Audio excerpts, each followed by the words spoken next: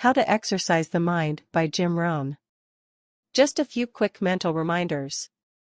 Here is the first: it requires nourishment and feeding. Humans cannot survive on food or bread alone, according to an Old Testament adage. Dogs, crocodiles, and spiders can all do it. Food alone cannot sustain humans. It states, humans also require words. Words are food for the intellect. Words breathe life. Words produce understanding.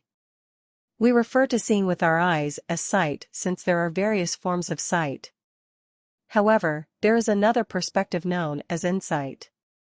The goal of our two-day gathering, classes, training sessions, reading of books, and other activities is to gain deeper knowledge. Allowing our minds to be fed allows us to think, wonder, and conceive ideas, projects, and purposes. This allows us to provide structure to anything for the future, whether it's improved health or a better future. The next step is to mentally exercise. And we briefly discussed that earlier: practicing discussion, practicing reading opposing viewpoints, practicing significant life and political concerns. Don't exclude yourself from the important discussion. First, thoughts must be fed to the mind. Second, debate is necessary to polish, invigorate, and train it. We require representation of both sides of the human drama. The Bible is a popular text for studying all kinds of narratives, since it is replete with tales from both the good and the bad aspects. The Old Testament and the Bible both state that this monarch was a good one who ruled for 18 years. Then it is stated that the succeeding king was a terrible one who installed idols. He turned into a horrible king. In other words, the story depicts both extremes of the human experience while also being dramatic. The Bible contains some accounts of people who inspire others to despise. You should have books about Hitler and Gandhi in your library. One book to demonstrate the potential for great goals. And the second book is there to demonstrate just how vile and nasty someone else's intentions can be. We research both good and evil. One we adore, the other we detest. We research disease. We research health. You can't study the negative things, someone says. You must research the drawbacks. To make your case more persuasive, you must give both sides of an issue thought, consideration, and time. We must consider both perspectives when raising our children. What are the risky and safe sides? In one of the seminars, which I'm sure some of you have attended, I discuss philosophy as what differentiates one approach from another. Each person's unique philosophy serves two purposes. Put this in writing: our particular ideology accomplishes two goals. One makes it easier for us to recognize the risks on one side so we can limit or avoid them. Then, in order to see the chances on the other side and take full advantage of them, we must establish our personal philosophy. The dual challenge will be to reinforce your ideas and philosophy throughout the rest of your life so that you can avoid risks and take full advantage of opportunities. Because the risks are constant. Threats to our nation's ship of state called the country. The danger to the enterprise, the danger to the corporation. Dangers always lurk both inside and out. Dangers lurk on the inside of our own mind. When I was a kid, they used to have those little cartoons of a little boy with a gremlin on one side and a little angel on the other side. And the little devil, a little gremlin, said, "Go ahead and do it, it's okay." Little angel said, "No, no, no." So when kids are young, they've got this debate to engage in: should I or shouldn't I? One voice is, "Go ahead," and the other one says, "No, no." So we hope as the years pass, and as the classes pass, and as we go from grade 1 to grade 2 to grade 5 to grade 10, we will learn more. As Abraham said, to listen to the better angels of our nature, to appeal to our conscience and let our conscience help along with God and whatever else you belong in that has a good influence on helping to make the right decisions. Avoiding the evil one, avoiding the danger, the dark side. and appealing to ourselves to engage in the positive side, the opportunity side. The battle of the mind is significant for us every day. What to think, what not to think. My mentor, Mr. Schoaf, said, stand guard at the door of your mind, and you decide what enters, you decide what to fill up your mind with because it becomes the material with which you build your future. So, engaging the mind to make rational decisions about life. Beware of the thief on the street that's after your purse. But also beware of the thief in your mind that's after your promise. The thief in your mind that says you're too short, you're too tall, you've never done it before. What makes you think you can do it now? It's not gonna work for you. Someone else can find the book, you'll never find the book. If you found the book, you wouldn't read it. If you did read it, you wouldn't understand it. That's stuff that goes on in our mind. So jot down this key phrase, it's one of the best for the day. Whatever you do, don't become a victim of yourself. As you engage in this debate, what to eat, what not to eat, where to go, where not to go, what to say, what not to say, what to do, what not to do, make sure that you strengthen the positive side of this argument with yourself so that day by day you become healthier, day by day you become stronger, day by day you become wiser, day by day you build a better shield and immunity. An inside immunity to ward off disease, but an outside immunity to ward off all the negative and all the trash and all the stuff that would not enhance your personal development nor your promise for the future. So, this is so important in understanding the mind. Feed it. We call it food for thought. That's what a big share of this whole seminar is all about these 3 days, is providing food to think about, thoughts to think about, and then ideas to debate. And that's not necessarily what's right or what's wrong, but what's better, what's best. This is okay, but this would be better. With this, yes, you can manage, but with this you can flourish.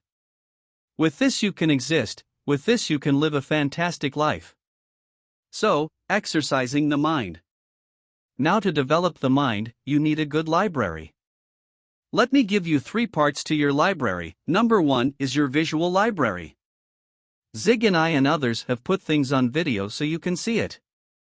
We ask you to come here today and see what's going on. So part of it comes by visual, come and see. And then if it's on video, you can see it again and again and again. Key phrase, repetition is the mother of learning. Repetition is where if we hear it again, we see something we didn't see when we heard it the first time. We see something different that we didn't see the first time. Next is your listening library. Zig Ziglar's right. Turn your car into a mobile classroom. You can have a university education in a fairly short period of time, just using the traveling time to listen. Key phrase is to listen to voices of value.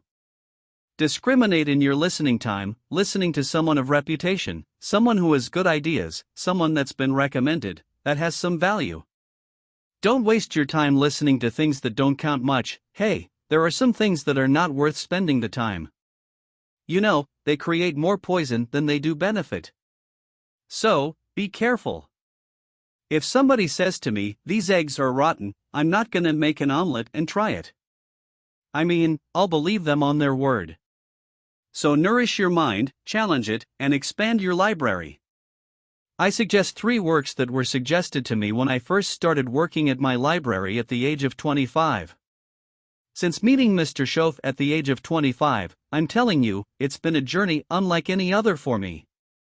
In those accelerated days, a personal development for me of about 7 years worth, so fantastically changed my bank account, changed my income, and revolutionized my future with the foundation my parents gave me. Along the road, I've had mentors. I'm telling you, they keep my mind active and keep my attention peaked, which has enabled me to assess and analyze what is excellent, alright, better, and lucrative for your life. Mentors. I gave my initial mentor these 3 book recommendations. Bible came first. Now, I had a benefit there since my parents made sure I was a respectable student by the time I was 19. A good book that will serve you well throughout your entire life, one of the key sources of inspiration, ideas, stories, poetry, and history. He then suggested Napoleon Hill's book Think and Grow Rich. Think and develop, think and grow, and rich is wise advice. I took the risk, I went for it, got the book, paid less than 50 cents for it. Some of the ideas in it changed my life. Next, Shof recommended the book The Richest Man in Babylon by George Clason. Helped me become a millionaire by age 32. Totally changed my economic future, just the ideas in a simple little book. Amazing. Then he recommended something for me to listen to by Earl Nightingale called The Greatest Secret. That was my listening library to begin with. The Greatest Secret by Earl Nightingale. So, your listening library and your visual library, next now is your reading library. And we won't go through a whole list of the best books, but here's a good book to get if you want a good list of the best books. It's called How to Read a Book. Mortimer Adler, the head editor of the Encyclopedia Britannica, wrote a straightforward book titled How to Read a Book. He published a great book titled 6 Great Ideas. Are concepts really physical, he wondered. Are concepts real or do they not exist? However, he co-wrote the book How to Read a Book with another writer. Now, you can receive so much more from a book if you master it.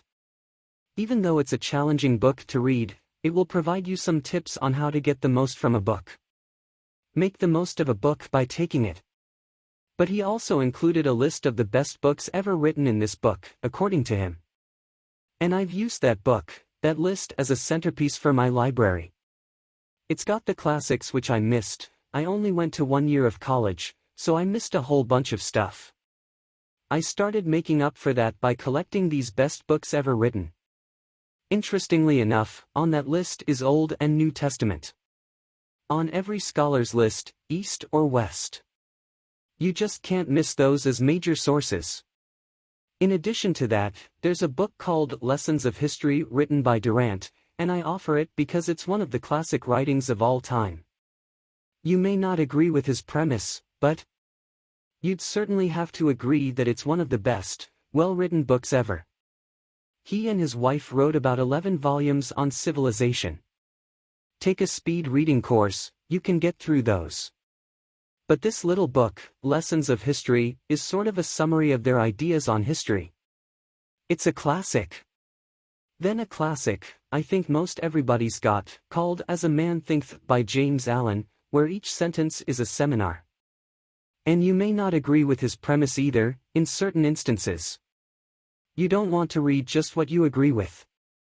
And not just to read the positive. Make this note, you cannot live on mental candy. Just like you can't feed your children ice cream all the time and hope that they would be healthy. So you cannot live on mental candy. Someone says, well, I just read the positive stuff. That's not enough. And the reason is because you need to know both sides of the issue. So, start your library like I did, age 25. I mentioned in another seminar. Haven't read everything in my library, but I feel smarter just walking in it. Right? Smart enough to buy it, now I got to be smart enough to read it all. Then I got to be smart enough to sort through and decide what's valuable. So, make that the next part now. In part of personal development for the mind, you've got to sort through what you read, what you see and what you hear and decide which of all of that is valuable for you to try and do and master. This is where being a student comes in. Not a follower, but a student. You read one book on good health and it says, do what this book says, you'll live forever. If you follow the advice in the following health and nutrition book, you'll likely pass away young. So when someone asks me, Mr. Rohn, which of these books do I follow, I respond, keep this in mind, none of them. Don't just blindly follow, read both books and form your own opinion. In the end, pay attention to the following, one of the best sayings of the day. I received it from my Canadian buddy Harold Dyke and have used it for years. He remarked, make sure that anything you decide to do is the result of your own conclusion. Make sure that anything you decide to do is the result of your own analysis. Hence, you don't just do as they say. You hear the arguments from both sides. You pay attention to the argument. You attempt to master the points on all sides, whether there are 2, 3, or more. You then begin setting your own course. It doesn't guarantee that you'll always choose the best course of action or thing to carry out. You can make adjustments along the way, but be sure that your actions are the result of your own research. Observations on the discussion. Conclusion from what you think you should try the most. Now note the following: give yourself an opportunity to improve as well. I clung to some things because I believed they represented the end of the world. I'm telling you, after some time, I gave up and learned. So, give yourself a chance to change, refine your philosophy, refine your direction. If you'll give yourself a chance to do that, here's what will happen down the road: always a new door will open that you haven't discovered before. Give yourself a chance to change. Reevaluate. So, let your library be a testimonial of your dedicated interest in accelerated personal development, that you will read whatever you have to read. You will hear whatever you must hear, and you will watch and see whatever you must see in order to make your life refined and worthwhile and achieve all of your purposes. It takes a lot of effort to learn. It takes a lot of effort to grow. It takes a lot of effort to decide and debate. But remember this: everything is worth the cost. Anything that makes you stop and consider something, ponder what it is, respond, or even discuss it, even if you hear something and immediately think, well, that's not right. That's still useful, you see. This indicates that you are conscious, aware, and living. It indicates that your mind is open to receiving things, whether it is nice or disagreeable, correct or wrong. What does it matter? We must pay attention to a variety of voices, some of which will be on the left and some on the right, some of which will come from unidentified sources, and some of which will attempt to seduce you in various ways. It's okay, though, as long as you're awake, alive, and prepared to digest anything comes your way. Make the most of it and use it to your advantage so that you can walk tomorrow with more confidence. You'll have a crisper vision in a month. And after a month, your life's purpose will have increased by factors of 2, 3, and 5. Please subscribe for more videos like this one. Thanks for watching.